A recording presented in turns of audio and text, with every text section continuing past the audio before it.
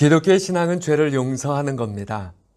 지은 죄, 잘못한 것, 용서해 주는 모습에서 하나님의 사랑을 발견하지요. 에베소서 4장 32절에서 서로 친절하게 하며 불쌍히 여기며 서로 용납하기를 하나님이 그리스도 안에서 너희를 용서하심과 같이 하라. 이렇게 말씀합니다.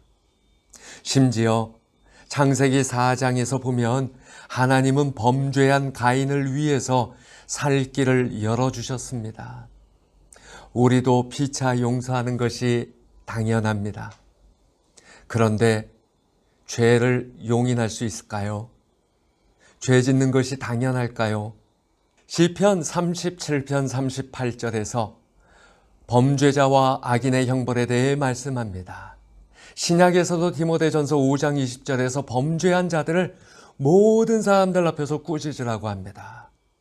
사실 오랜 세월 동안 우리는 용서와 용인과 용납이라는 말을 혼동해서 하나님의 사랑이라고 여겨왔습니다.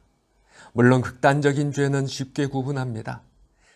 하지만 대다수의 경우에서 그 경계가 애매합니다. 충분히 납득할 수도 있고 크게 잘못했다고 여겨지지도 않습니다.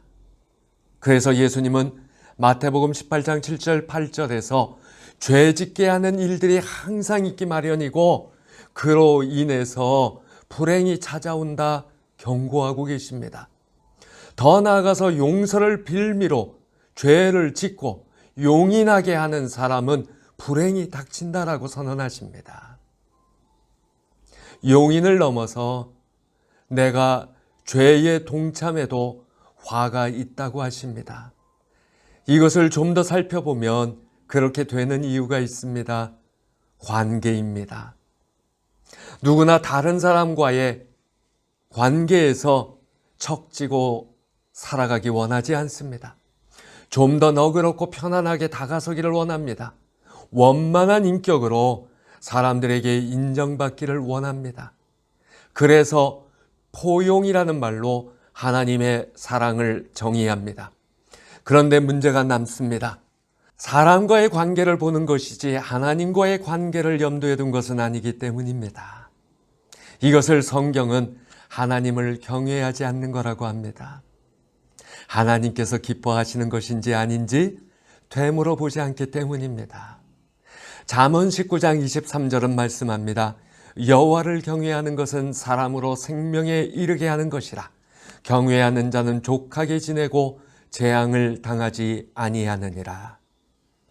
창세기 4장에서 하나님께서 가인에게 살 길을 허락하신 것은 관계를 회복시키시려는 하나님의 뜻입니다. 내가 주도하는 관계가 아닙니다. 이 세상에서 먹고 사는 것이 축복의 전부가 아닙니다. 하나님의 사랑과 용서는 관계의 회복에 있습니다. 용서는 7번을 70번까지라도 해야 합니다. 그러나 죄는 거절해야 합니다. 죄 짓는 것 인정하면 내가 죄 짓는 자가 되고 맙니다.